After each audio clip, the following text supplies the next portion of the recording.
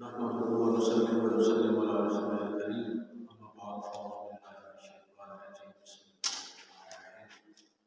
هو الذي ارسل رسوله بالهدى ودين الحق ليظهره على الدين كله ولو كره المشركون صدق الله العظيم وصدق رسوله النبي الكريم الامين ونحن على ذلك من الشاهدين والشاكرين والحمد لله رب العالمين. واجب الاحترام سامعین و حاضرین، اللہ کے فضل و توفیق سے آج کے جمعہ مبارک میں جس موضوع پر چند باتیں آپ کی خدمت میں عرض کروں گا، اس کا تعلق قرآن مجید فرقان حمید کے حوالے سے اور دین اسلام،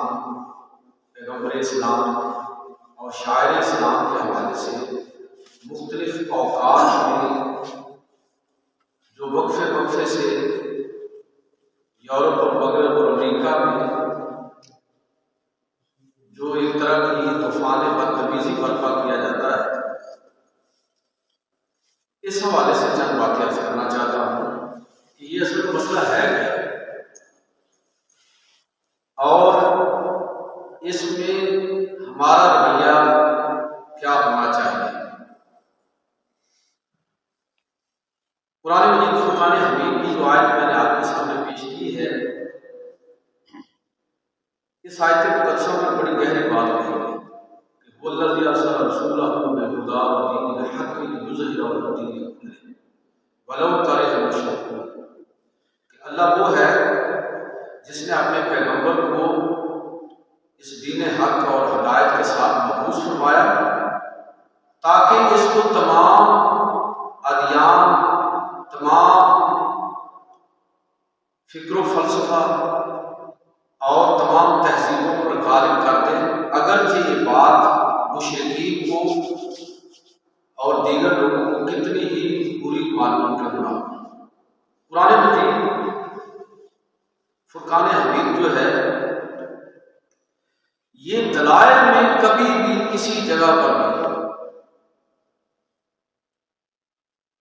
پیچھے نہیں ہوتا،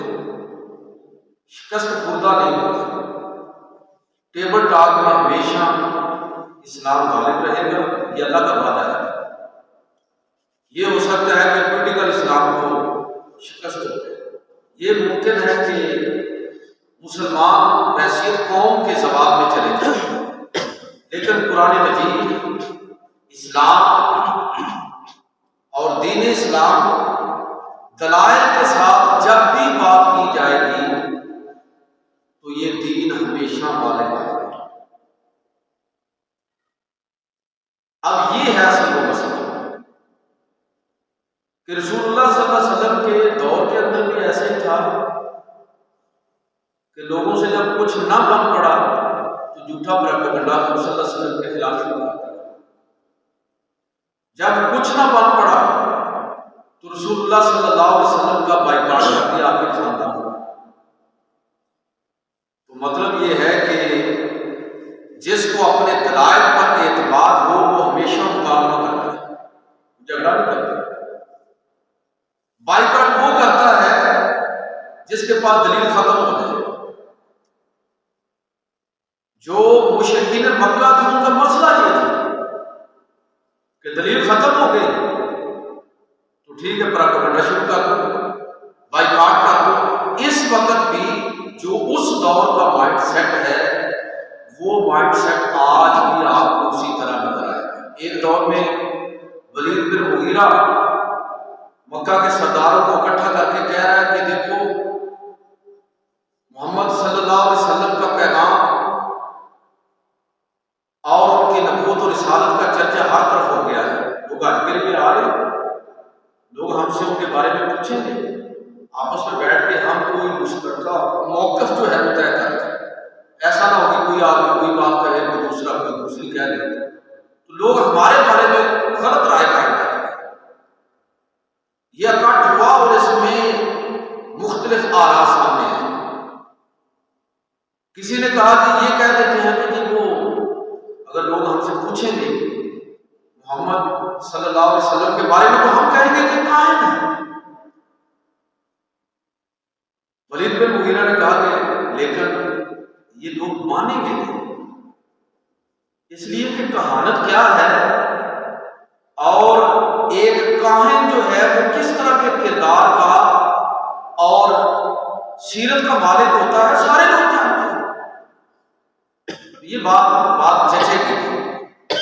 کہا گیا کہ اچھا ایسا کر لیں کہ ہم کہیں گے کہ دیوانہ ہے، لوگوں نے کہا، اس نے کہا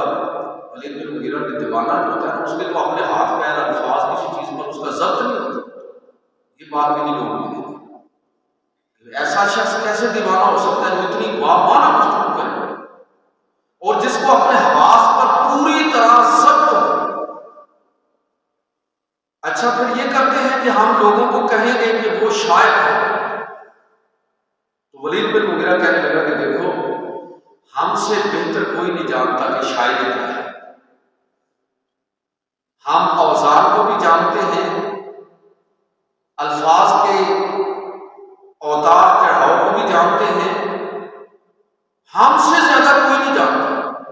عرب تمہاری یہ بات نہیں مانیں گے۔ تو بالآخر پھر فیصلہ یہ ہوا کہ چونکہ آپ نے یہ مجلس بلائی ہے تو آپ ہی پر بتائیے کہ پھر ہم مشترکہ موقف کیا اختیار کریں۔ تو یہ طے ہوا کہ ہم لوگوں کو کہیں گے کہ وہ ساحر ہے، سحر کرتے ہیں اور اپنا سحر اس طرح طاری کرتے ہیں کہ باپ اور بیٹے کے درمیان تفریق ڈال دیتے ہیں، میاں اور بیوی کے درمیان تفریق ڈال دیتے ہیں، قبیلہ اور خاندان اس کے درمیان تفریق ڈال دیتے ہیں۔ لیکن یہ سب کچھ طے کرنے کے باوجود بھی ان کو خوف یہی تھا کہ جب حقیقت لوگوں پر کھلے گی تو لوگ مانیں گے، اور ایسی مثالیں سیرت میں ملتی ہیں کہ بعض لوگوں نے اپنے کانوں کے اندر روئی دے دی کہ وہ تو جادوگر ہے تو ہم اس ساحر کی آواز کو سنیں ہی نہ۔ لیکن پھر حضرت ابو طفیل بن عمر الدوسی رضی اللہ تعالیٰ عنہ جیسے صحابی، انہوں نے پھر اپنے اوپر افسوس کیا کہ میرے جیسا شخص، بھلا کوئی شخص اس کو کیسے گمراہ کر سکتا ہے۔ وہ رسول اللہ صلی اللہ علیہ وسلم کے پاس گئے اور جب آپ کی بات سنی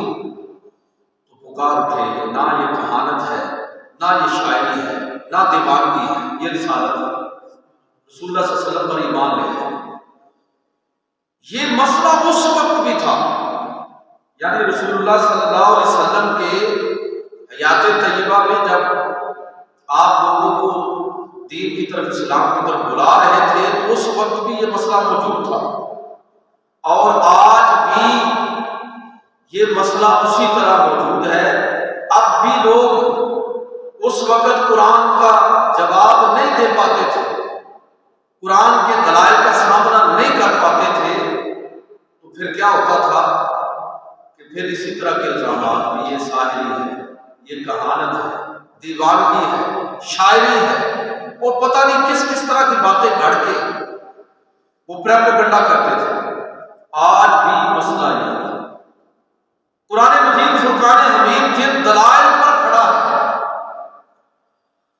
اور قرآن مجید فرقان حمید جس اسلوب کے ساتھ اپنی بات کرتا ہے،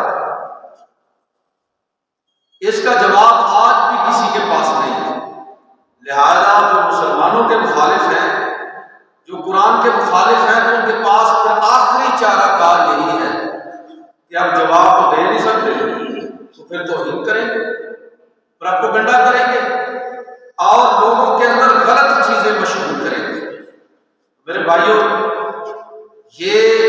آج کے دور میں جو کچھ آپ کو اسلام کے حوالے سے نظر آتا ہے کہ اہل مغرب مستشرقین اور اینٹیلسٹ، یہ سویڈن، ہالینڈ، جنہوں نے قرآن مجید فرقان حمید کی بے حرمتی کی جسارت کی اور آج پورے ملک کی مساجد کے اندر کم و بیش اسی موضوع پر گفتگو ہو رہی ہے، تو یہ سال بسال یہ معاملہ کیوں ہوتا ہے؟ اس وجہ سے ہوتا ہے کہ قرآن مجید اور اس کی تعلیمات کا کوئی جواب نہیں۔ کبھی قرآن پر حملے کیے جاتے ہیں تو منہ کی کھانی پڑتی ہے، سیرت نبوی پر حملے کیے جاتے ہیں۔ قرآن کے بنیادی اسلام کے بنیادی ماخذ کون سے ہیں؟ قرآن مجید ہے، اس پر تنقید کی،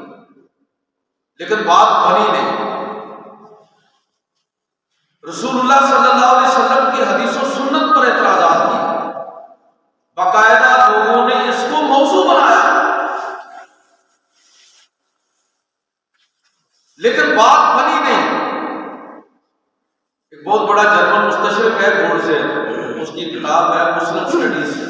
اس کی دوسری جلد جو ہے وہ صرف اور صرف حدیث و سنت پر اعتراضات پر مبنی ہے۔ اور ایک اور مستشرق ہے گولڈزیر کے علاوہ جوزف شاہ، اس کی کتاب ہے نارمیجن آف محمد جورسپروڈنس، حدیث پر اعتراضات، اسلامی فقہ اور قانون پر اعتراضات، لیکن بات بنی نہیں۔ اور رسول اللہ صلی اللہ علیہ وسلم کی سیرت پر تو اتنے مستشرقین نے لکھا کہ ہزاروں کتابیں صرف سیرت طیبہ پر مستشرقین اور اورینٹلسٹ جو ہے انہوں نے لکھی، اور رسول اللہ صلی اللہ علیہ وسلم کے بارے میں ایسی لا یعنی اور بکواسات کی کہ جس کا کسی صاحب علم سے تصور بھی نہیں کیا جا سکتا۔ صرف رسول اللہ صلی اللہ علیہ وسلم کا جو نام گرامی ہے محمد، اس کی لگ بھگ 40 شکلیں ہیں جو آپ کو انگریزی ادب کے اندر ملے گی۔ کبھی محمد کو محمد بنا دیں، محمد بنا دیں، اور کبھی اس کو ہر کسی کا معنی جو ہے وہ بیان کرنے کے قابل ہے۔ توہین امیز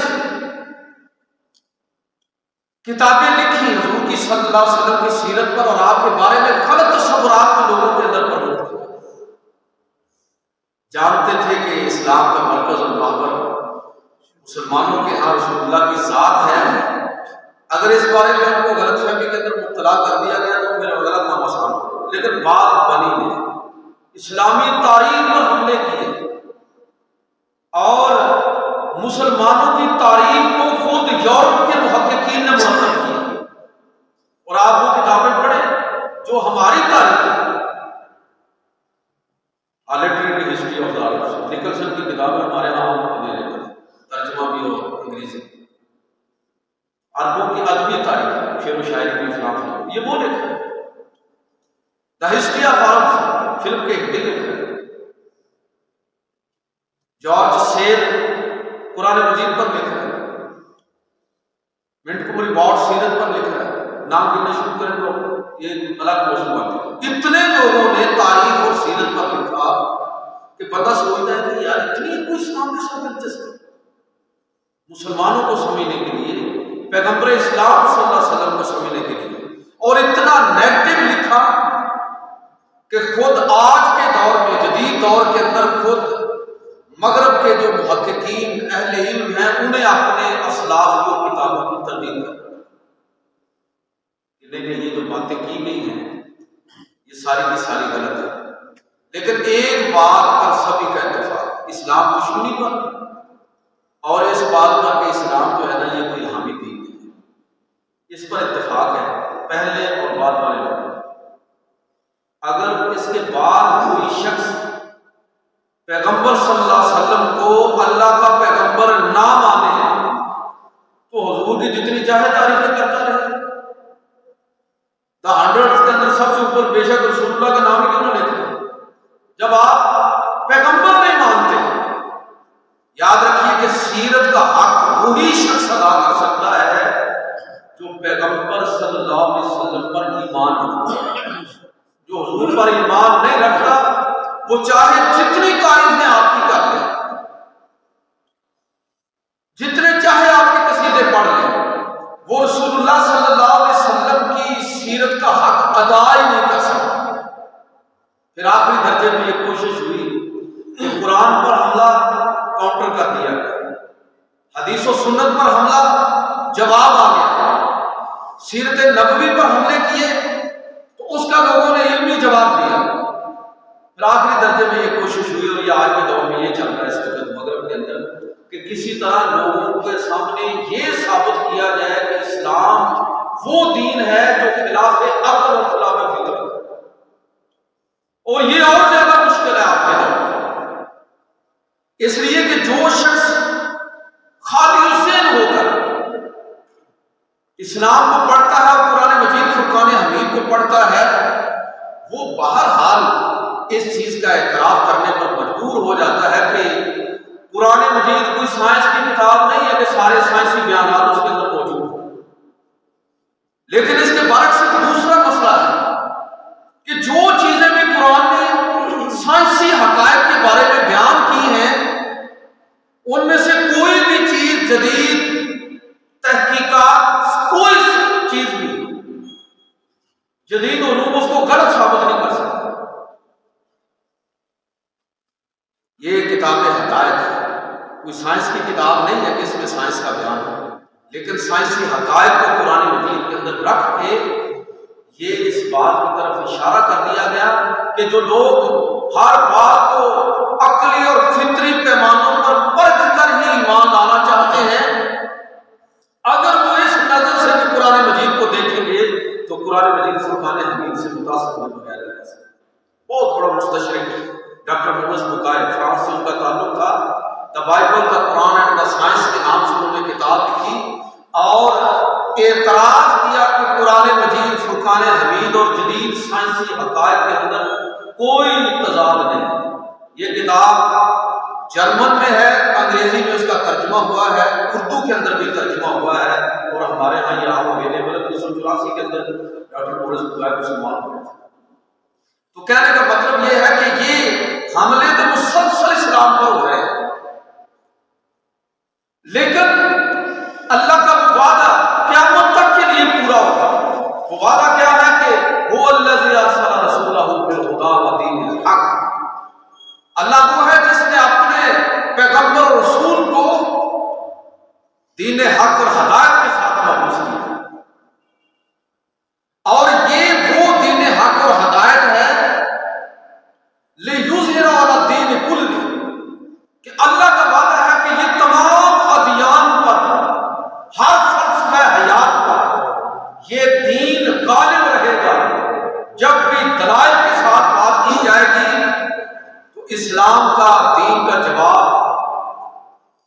مکمل جواب ہوگا، اس میں کوئی پسپائی نہیں ہوگی۔ آج بھی یہ مسئلہ جو مشرکین مکہ کے دور میں مسئلہ تھا کہ اب جواب نہیں دے سکتے تو بائیکاٹ کر دیں، جواب نہیں دے سکتے تو پیغمبر صلی اللہ علیہ وسلم کی معذرت توہین کرنے کی کوشش کریں، اسلام کی توہین کرنے کی کوشش کریں۔ آج بھی یورپ اور مغرب کو یہی مسئلہ درپیش ہے کہ آپ اسلام کو نہیں پہچان پا رہے، اور میں یہاں یہ عرض کرنا چاہوں گا کہ اگر یورپ اور مغرب اسلام کو نہیں پہچان رہا، پیغمبر صلی اللہ علیہ وسلم اور قرآن مجید کو نہیں پہچان رہا، تو ہمیں دیکھنا چاہیے کہ اس کے اسباب اور وجوہ کیا ہے، اس کی وجہ کیا ہے کہ ایسی کتاب اس دور میں جتنا اسلام کے پھیلنے کے امکانات یورپ اور مغرب میں ہیں، ماضی میں اتنے امکانات کبھی نہیں تھے، اس لیے کہ یہ وہ دور ہے کہ جس میں نوجوان نسل خاص طور پر اور عمومی طور پر سارے لوگ بہت ساری عصبیتوں سے اٹھ کر سوچ رہے ہیں، دلائل کے ساتھ چیزوں کو قبول کرتے اور دلائل کے ساتھ رد کر دیتے ہیں۔ یہ آج کے دور کا ایک بہت بڑا امتیاز ہے۔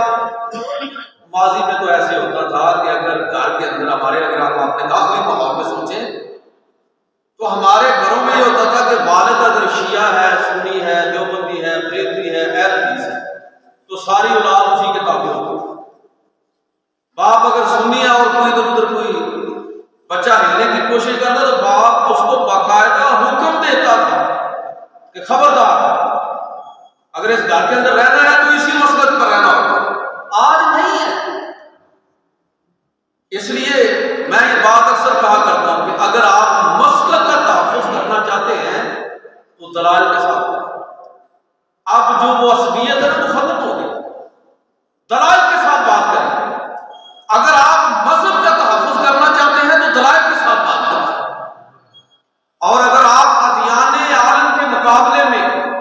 اسلام اور مغربی فکر و فلسفہ کے مقابلے میں اسلام کو پیش کرنا چاہتے ہیں تو دلائل کے ساتھ بات کریں، لوگ آپ کی بات کو سنیں۔ جو عصبیت والے لوگ ہیں وہ نچلے درجے کے لوگ ہیں، اعلیٰ دماغ آپ کی بات پر متوجہ ہوگا۔ اس وقت جتنا یورپ اور مغرب میں اسلام کے حوالے سے امکان اب موجود ہے، اور ہماری اپنی سوسائٹی کے اندر اگر ہم نئی نسل کو صحیح معنوں میں مسلک نہ کو سکھانے کی کوشش کریں، دین سکھانے کی کوشش کریں، میں آپ کو یقین دلاتا ہوں کہ آج کے احوال و ضرور میں اگر آپ دین کو پیش کریں گے تو آپ کی بات سنی جائے، اپنے ماحول میں بھی اور پوری دنیا کے اندر آپ کی بات کو سنا جائے۔ اس لیے کہ یہ دور جہاں بہت ساری خرابیاں اپنے اندر رکھ رہا ہے، وہاں کئی خوبیاں بھی رکھتا ہے، اور وہ خوبیاں کیا ہے کہ لوگوں کی براہ راست سورسز تک رسائی ہو گئی، لوگ براہ راست قرآن و سنت کو دیکھنے کی صلاحیت حاصل کر چکے ہیں جدید سوشل میڈیا کے ذریعے، تحقیق کے ساتھ چیزوں تک پہنچ سکتے ہیں۔ ایک حد سے زیادہ کسی کو گمراہ کرنا ممکن نہیں ہے، آپ دلائل کے ساتھ بات کریں۔ یورپ اور مغرب کے اندر بھی آج اسلام کا پھیلنے کا پہلے کی نسبت کہیں زیادہ امکان ہے، اس لیے کہ وہاں تو بالکل یہ چیز نہیں ہے۔ ایک ہی گھر کے اندر رہنے والے لوگ مختلف افکار اور نظریات رکھتے ہیں اور کسی کو کوئی اعتراض نہیں، کوئی مذہب سے وابستہ ہے، کوئی کسی دوسرے مذہب سے وابستہ ہے، کوئی سیکولر ہے، اور کوئی بالکل ہی سب سے ہٹ کر اپنی رائے رکھنے والا ہے۔ زیادہ آزادی ہے، ذہن خالی ہے، آپ ان تک صحیح دین پہنچائیں، وہ اس کو قبول کریں گے۔ میرا کہنے کا مطلب یہ ہے کہ ہمیں یہ سوچنا چاہیے کہ خدا نخواستہ جو سال سال 6 مہینے کے بعد پھر تماشا لگ جاتا ہے، کبھی قرآن کی توہین کی جاتی ہے، کبھی اسلام کے شاعر پر حملہ کیا جاتا ہے، کبھی پیغمبر اسلام صلی اللہ علیہ وسلم کی ذات کو حذف تنقید بنایا جاتا ہے، تو کہیں اس کا سبب بھی یہ نہ ہو کہ لوگ مغرب کے لوگ یہ شاید پوری طرح ہم ان کو بتا ہی نہیں پا رہے کہ یہ دین عیسائیت اور یہودیت جیسا دین نہیں ہے۔ اس دین کے اندر اللہ کا تصور رب العالمین کے ساتھ ہے، سب کا رب۔ اس دین کے اندر رسول کا تصور رحمت للعالمین کے ساتھ ہے۔ اس دین کے اندر کتاب کے بارے میں تصور یہ ہے کہ یہ ذکر للعالمین ہے، سارے جہانوں کے لیے یہ نصیحت ہے۔ اگر میں اور آپ لوگوں کو پورے طور پر بتا ہی نہیں پائے کہ یہ کتاب کس طرح پوری انسانیت کو ایڈریس کر رہی ہے، تمام انسانوں کے لیے اس کے اندر ہدایت ہے، تو وہ تو سنی سنائی باتیں ہیں کہ شاید یہ دہشت گردی کا منبع ہے یہ کتاب، یہ تو دوسروں سے نفرت سکھاتی ہے یہ کتاب، تو کہاں سے ان کو سمجھ آئے گا؟ دو طریقے سے سمجھ آ سکتا ہے۔ ایک تو یہ ہے کہ ہم قرآن کی لوگوں کو دعوت دیں، اللہ معاف کرے ہم قرآن کی دعوت نہیں دیتے، ہمارا تو اپنا بھی قرآن پاک کے ساتھ برائے نام کا ہے۔ جو لوگ مسجد میں آتے ہیں یہ وہ لوگ ہیں جو سب سے زیادہ قرآن سے، اسلام سے، دین سے، مسلک سے، مذہب سے محبت رکھنے والے ہیں۔ کتنے لوگ ہیں جو قرآن مجید کی بنیادی روح اور اس کے مضامین سے واقف ہیں؟ ایسے لوگوں کی تعداد جو مسجد میں آتے ہیں، ان کی بات کرو نہ ہونے کے برابر ہے۔ تو مجھے یہ بتائیے، جب مجھے خود ہی پتہ نہیں کہ میرا رب اس سے کیا کلام فرما، تو میں دوسروں کو کیا بتاؤں گا کہ لوگوں یہ کتاب تمہارے لیے بھی ہے؟ میں تو تب بتاؤں گا جب مجھے خود اس کا فہم ہے، اور اگر جو فہم ہے پھر وہ فہم میری عملی زندگی کا حصہ ہو۔ سیدہ عائشہ صدیقہ رضی اللہ تعالی عنہا سے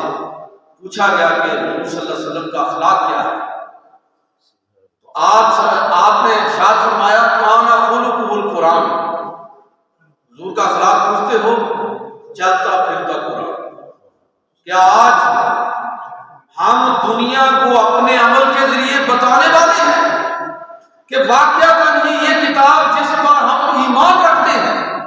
یہ کتاب وہ ہے جو ہماری عملی زندگی ہے، ہماری پریکٹیکل لائف ہے۔ یہ کتاب ہمیں دیکھ کر کوئی آدمی اندازہ کر سکتا ہے کہ واقعتاً ہی یہ دین، یہ کتاب، یہ پیغمبر جن اخلاقیات کی بات کرتے ہیں اس کے مطابق تو جو شخص ملاوٹ کرے مسلمان ہی نہیں ہے، امانت میں خیانت کرے اسلام سے تعلق ہی کوئی نہیں، وعدے کو توڑے اس کا دین کے ساتھ کوئی رشتہ ہی نہیں ہے۔ کیا ہم اپنے عمل کے ذریعے دنیا کی انتخاب پا رہے ہیں؟ اس کا مطلب یہ ہے کہ اگر دنیا کی قرآن کے بارے میں کوئی غلط فہمی پیدا ہوئی ہے ان کو، تو شاید کسی نہ کسی درجے میں اس کے ذمہ دار ہوں، ہم تو نہیں۔ اس لیے میرے بھائیوں، اس چیز کو بھی ہمیں دیکھنا چاہیے کہ یہ جتنے اعتراضات یورپ اور مغرب کی طرف سے اسلام پر، قرآن مجید فرقان حمید پر یہ کیے جاتے ہیں، تو اعتراضات کیوں پیدا ہوتے ہیں؟ ہر دور کے اندر یہ اعتراضات یہ لوگ جڑتے رہے، گھڑتے رہے ہیں، لیکن آج کے دور میں وہ اعتراضات کھڑے کرنا آسان نہیں رہا۔ ایک دور وہ تھا جب یہ کہا جاتا تھا کہ مسلمانوں کے رسول نے تو سب کچھ ورقہ بن نوفل اور بحیرہ راہب سے سیکھا ہے۔ ورقہ بن نوفل حضرت خدیجہ کے چچا تھا، پہلی وحی کے نزول کے بعد ہم ان کے پاس گئے تھے، انہوں نے آپ کی نبوت اور رسالت کی تصدیق کی۔ 1-2 ماہ کے بعد ان کا انتقال ہوا، چند مہینے کے بعد وصال ہوا۔ 13 سال کی عمر میں، 12-13 سال کی عمر ہوگی جب آپ نے شام کا سفر کیا، وہاں ایک راہب کے ساتھ ملاقات ہوئی، بحیرہ راہب۔ تو یہ پوری عمارت کھڑی کرنے کی کوشش کی مستشرقین نے اور انٹیلسٹ نے کہ مسلمانوں کے پیغمبر نے جو کچھ سیکھا ہے یہ سارے کا سارا ورقہ بن نوفل عیسائی سے اور بحیرہ راہب سے سیکھا ہے، لیکن خود پھر ان کے اپنے اسکالرز نے اس نقطہ نظر کو رد کر دیا کہ یہ بات بنتی نہیں۔ اکثر ہم حضور کے جو اوصاف ذکر کرتے ہیں، المجتبی المصطفیٰ، تو ایک یہ بھی کرتے ہیں النبی الامی۔ امی کا مطلب ہوتا ہے ان پڑھ، آپ نے کسی استاد سے جا کر نہیں پڑھا۔ یہ کمال اللہ تعالیٰ جانتا تھا کہ آنے والے دور میں لوگ یہ اعتراض کریں گے کہ معاذ اللہ محمد صلی اللہ علیہ وسلم آپ نے مکہ کے ماحول میں بڑے بڑے لوگوں سے سیکھ کر قرآن مرتب کیا ہے، ورقہ بن نوفل اور بحیرہ راہب سے سیکھ کر قرآن مرتب کیا ہے۔ اللہ تعالیٰ نے اپنے پیغمبر کو وہ وصف عطا فرمایا جس کو ہم الامی کہتے ہیں۔ حضور ان پڑھ تھے، جاہل نہیں تھے، جاہل ہونا اور چیز ہے، آپ ان پڑھ تھے، اور ان پڑھ ہونا آپ کا وصف ہے، عیب نہیں ہے، خوبی ہے آپ کہ دنیا قیامت تک یہ مثال بنائے گی کہ کسی سے فارمل ایجوکیشن اس طرح نہیں لی آپ نے، نہ کسی مدرسہ، نہ کسی اسکول، کالج، یونیورسٹی، نہ کسی جامعہ کے اندر، لیکن پھر بھی اتنا بڑا دماغ، ایسی زبردست دانش، ایسی بصیرت کہ انسانوں میں کوئی رسول اللہ صلی اللہ علیہ وسلم سے بڑھ کر آپ کو دانش مند نہیں، کسی سے نہیں سیکھا، کسی سے نہیں پڑھا، کوئی مثال ہی کوئی نہیں۔ تو خود مستشرقین نے رد کر دیا، یہ سوال اٹھایا کہ رسول اللہ صلی اللہ علیہ وسلم کے بارے میں کہ شاید انہوں نے جو قرآن مرتب کیا ہے تو ان کی جو تخلیقی تخیل جو تھا یہ شاید اسی کا نتیجہ ہے، کریٹو امیجنیشن، تخلیقی تخیل، کہ اپنے دور کے حالات کو دیکھا، زمانے کو سمجھا، بڑے بڑے لوگوں سے رہنمائی کی، قرآن مجید مرتب کر، لیکن خود اہل مغرب کے لوگوں نے اس تصور کو بھی رد کر دیا کہ یہ بات بھی دلائل پر پوری اترتی نہیں ہے۔ یہ تصور گڑا گیا کہ قرآن مجید جو ہے وہ یہود و نصارہ کی کتابوں سے اخذ کر کے مرتب کیا گیا ہے، کہ بنی اسرائیل کا تذکرہ ہے، یہود و نصارہ کا تفصیلی تذکرہ ہے، پہلی قوموں اور امتوں کے احوال کو قرآن نے بیان کیا ہے، تو یہ وہاں سے چیزیں لی گئی، لیکن یہ بات بھی دلائل پر خود ان کے اہل علم نے رد کر دی کہ یہ بات بھی جچتی اس وجہ سے نہیں کہ قرآن اگر تورات اور زبور اور انجیل کی طرح قرآن توحید کی بات کرتا ہے تو یہ توحید وہ والی توحید نہیں ہے جس کو یہود و نصارہ پیش کرتے ہیں، بلکہ اسلام خالص توحید کی بات کرتا ہے۔ یہود و نصارہ کی توحید کیا ہے کہ یہودی کہتے ہیں کہ نحن ابناء اللہ واحباؤہ، یہی نصرانی کہتے ہیں کہ ہم اللہ کے پسندیدہ ہیں، ہم اللہ کے خاص ہیں، باقی سب سے پوچھ گچھ ہوگی، ہم سے نہیں ہوگی۔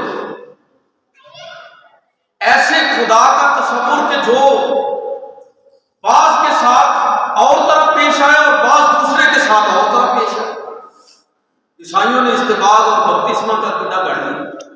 کفارہ کا عقیدہ گڑھ لیا، تو یہ تو وہ توحید ہے ہی نہیں ہے، یہ پہلی کتابوں سے کہاں سے آ گیا؟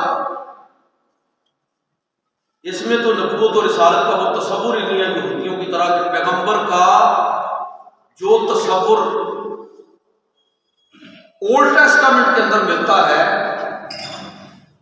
تورات کے اندر ملتا ہے، اس سے تو اللہ معاف کرے کہ پیغمبر کا کوئی شریف انسان ہونا بھی ضروری نہیں ہے۔ یہودی روایت کے مطابق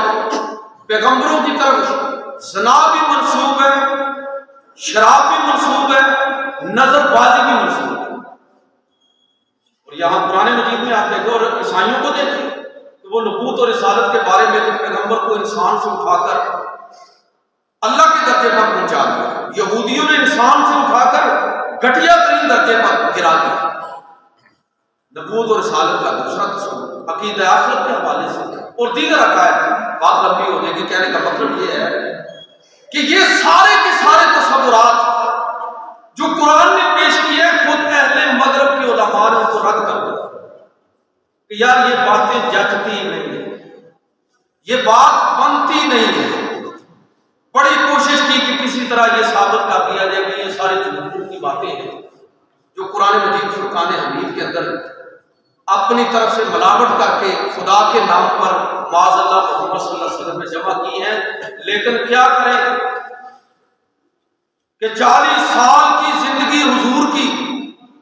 بدترین دشمن بھی یہ گواہی دے رہے ہیں کہ محمد صلی اللہ علیہ وسلم صادق اور امین ہے، بات بنتی نہیں ہے۔ جو کس کو اس طرح حضور کی طرف منسوب کیا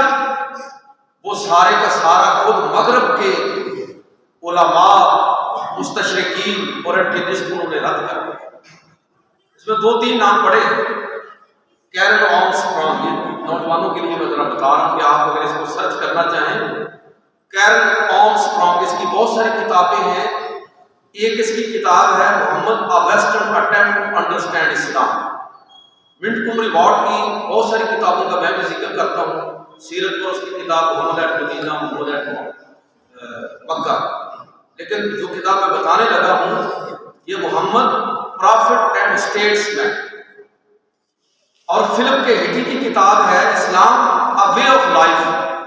اور اسی طرح دیگر مستشرقین کو آپ پڑھیں۔ یہ وہ لوگ ہیں جنہوں نے اپنی کتابوں کے اندر تسلیم کیا ہے کہ ماضی میں جو کچھ ہمارے بڑوں نے لکھا ہے اسلام کے بارے میں، قرآن کے بارے میں، مسلمانوں کی تاریخ کے بارے میں اور رسول اللہ صلی اللہ علیہ وسلم کی سیرت کے بارے میں، وہ سب کچھ گہری عصبیت پر مبنی ہے، اور اس میں بہت ساری باتیں غلط ہیں۔ جھٹلا دیا ہے لوگوں نے، اپنے ہی لوگوں نے اسلام پر جو اعتراضات اور سوالات تھے ان کو رد کر دیا۔ لیکن کیا اس وجہ سے رد کیا کہ اسلام کے ساتھ کوئی ہمدردی تھی؟ نہیں، اس وجہ سے رد نہیں کیا، بلکہ اس وجہ سے رد کر دیا کہ آج کے جدید دور کے اندر اصل میں اب لوگوں کو اس طرح گمراہ کرنا، جھوٹ بول کر، غلط بیانی کر کے اب لوگوں کو گمراہ کرنا ممکن ہی نہیں ہے۔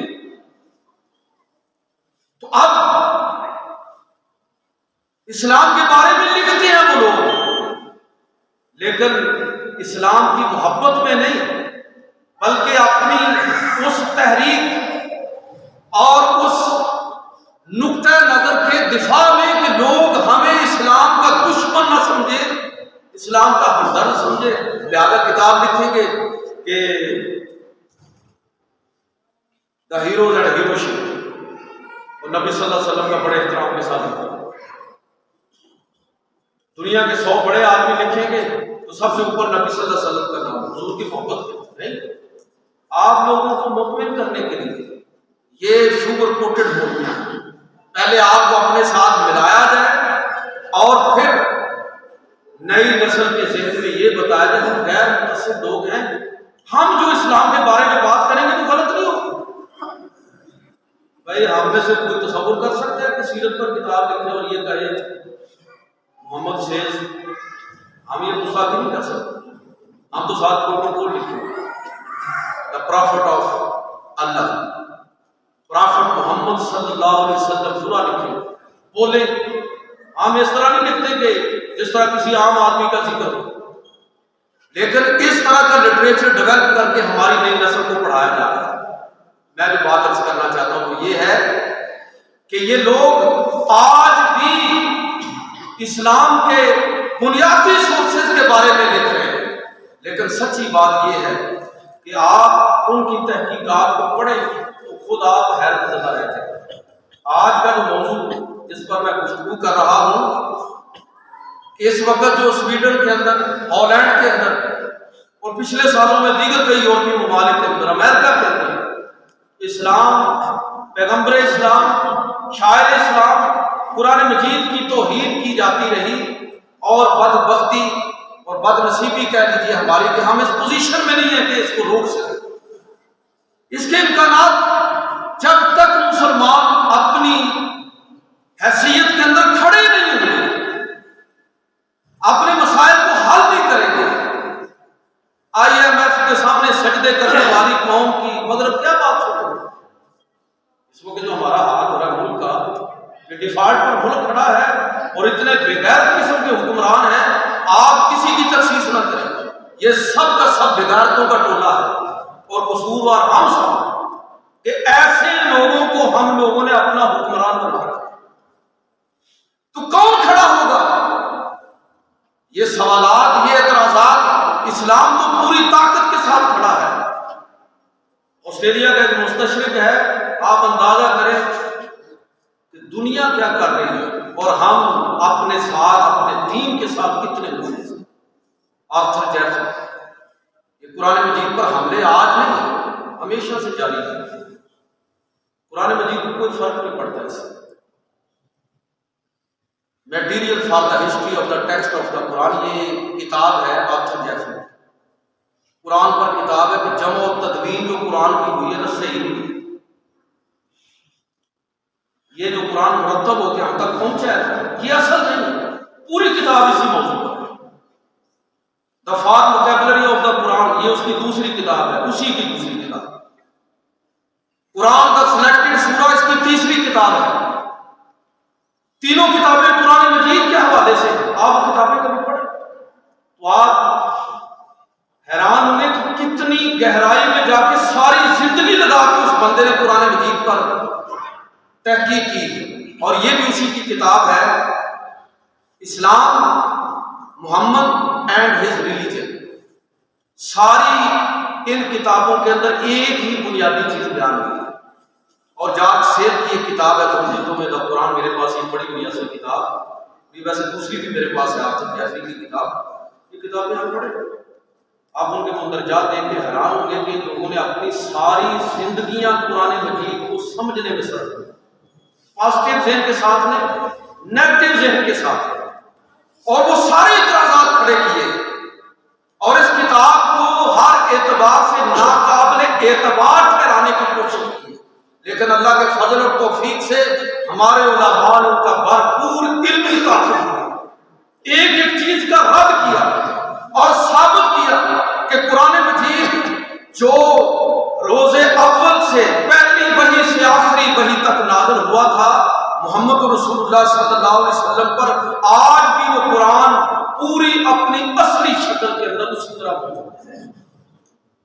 اور اس کو تسلیم کرتے ہیں مغرب کے اورینٹیلسٹ، لیکن پھر یہ توہین کیوں کرتے ہیں؟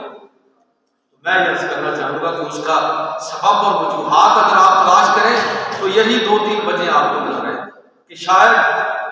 قرآن مجید فرقان حمید کو لوگوں نے پڑھا نہیں ہوگا، سب لوگوں، اور شاید مغرب کی پوری تہذیب جس فکر و فلسفہ پر کھڑی ہے، قرآن اگر لوگوں تک پہنچ گیا اور قرآن مجید کی تعلیمات پہنچ گئی، میں بڑے دکھ کے ساتھ کہہ رہا ہوں کہ ہمارے محراب اور منبر سے اللہ ماشاءاللہ کوئی قرآن پاک کی تبلیغ نہیں ہوتی۔ یہاں لوگوں نے اپنے اپنے مسلک کے ڈنڈورچے پکڑے ہوئے ہیں اور لوگوں کو اپنی اپنی بھیڑ اور بکریاں بنانے پر تلے ہوئے ہیں کہ آپ اس رنگ کا چولا پہن لیں تو آپ ہمارے گروہ میں شامل ہو جائیں گے، آپ کی ٹوپی ایسی ہونی چاہیے، آپ کی پگڑی ایسی ہونی چاہیے، آپ کا لباس ہے نا وہ ایسا ہونا چاہیے۔ اللہ کے بندوں، لوگوں کو دین سکھاؤ، دین کی طرف لوگوں کو متوجہ کرو۔ اپنے اپنے مسلک کی تبلیغ اگر ہم لوگ کریں گے اور لوگ، میں آپ کی بات کر رہا ہوں، اپنے آپ کو بھی مخاطب کرتا ہوں، آپ کی بات کر رہا ہوں، جو لوگ عام لوگ ہیں وہ دین کو نہیں جانتے لیکن مسلکی اصلیتوں پر اتنے مضبوط ہیں کہ اللہ تعالیٰ ہمیں معاف فرمائے۔ جب دنیا کے سامنے ہم اسلام کو، قرآن مجید کو نہ خود سمجھتے ہیں، نہ سمجھ کر اس کو اپنی زندگی کا حصہ بنا کے عملی طور پر لوگوں کو بتاتے ہیں کہ بھائی یہ ہے قرآن، یہ ہے محمد صلی اللہ علیہ وسلم پر نازل ہونے والی کتاب، اور یہ ہے فزیکلی جو ہم تمہیں کر کے دکھا رہے ہیں۔ اگر یہ ہم نہیں کر رہے تو میں یہ کہنے کی جسارت کروں گا کہ پھر جو اسلام پر حملے ہو رہے ہیں اس کی ایک ذمہ داری اس امت پر بھی آئے گا کہ جنہیں بڑی فکر ہے فزکس، کیمسٹری، بایو، میتھ، ناٹ، ہر چیز کی، بچوں کو ٹیوشن بھی رکھوائیں گے، پڑھائیں گے بھی اور مریں گے بھی اس کے لیے۔ نئی فکر تو اس چیز کی فکر نہیں ہے کہ قرآن کو ذرا ٹھیک پڑھ دیں بچے، نئی فکر تو اس چیز کی نہیں ہے کہ قرآن کو بچے تھوڑا سا سمجھ اور ہم اس کو اپنی عملی زندگی میں اپنا دیں۔ اگر ہمارا حال یہ ہوگا تو یاد رکھیے کہ پھر یہ جو عالمی حالات ہیں آج ہالینڈ اور سویڈن کے اندر، کل کسی اور ملک کے اندر ہوگا۔ تقدیر کے قاضی کا یہ فتویٰ ہے حضرت سے، اے جرم ضعیفی کی سزا کر کے مفاد ہے۔ اگر ہم نے اپنے آپ کو ٹھیک نہ کیا تو یہ بدبخت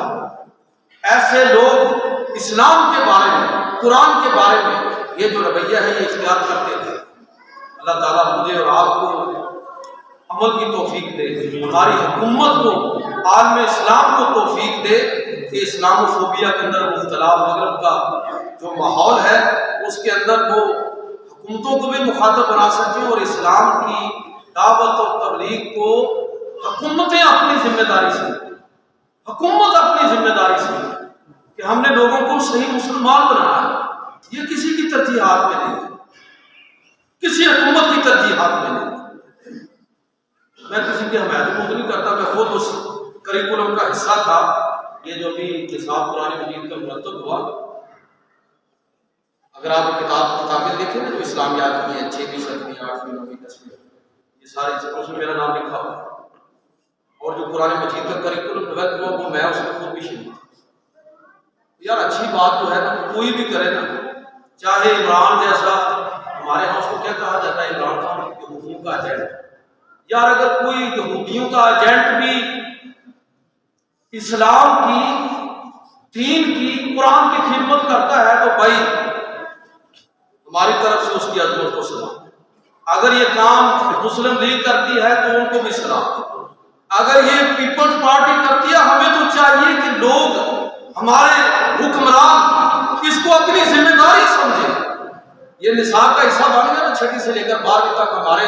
بچے آنے والے دور میں سارے قرآن مجید میں سے گزرے ہیں۔ ترجمہ بے شک سارے کا سارا نہ بھی کسی کو آئے، ابھی فرسٹ ایئر کے بچے بیٹھے ہیں، ہاتھ کھڑا کریں، ترجمہ تو قرآن ہے، میرا نام اس میں لکھا ہوا، آپ اس میں پڑھیں، ڈاکٹر محمد اکرم میرے، میں اس کا حصہ تھا۔ میں کہتا ہوں کہ یہ بہت بڑا اسٹیپ ہے۔ اگر دوسری حکومت یہ اسٹیپ لے تو اس کی عظمت کو کس یار اپنے ترجیحات کا تو تعین کرو. یہ کون سی قوم تیار کر رہے ہوتے ہیں؟ غلام ابن غلام چاہتے ہیں. خدا کا خوف، ایسی بغاوت پھیلے گی کہ لوگ تمہارے پر خچے اڑا کے رکھ دیں. اللہ تعالیٰ ہم لوگ کی توفیق